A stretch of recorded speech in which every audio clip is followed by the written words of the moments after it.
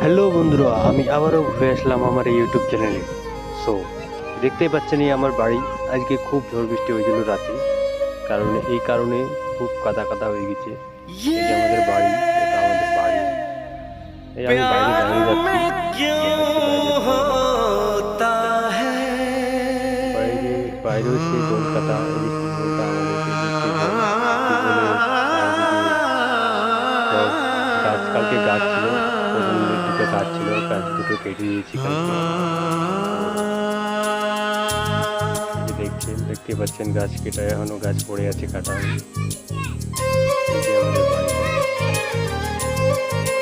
আমাদের এটা রাস্তা আমাদের।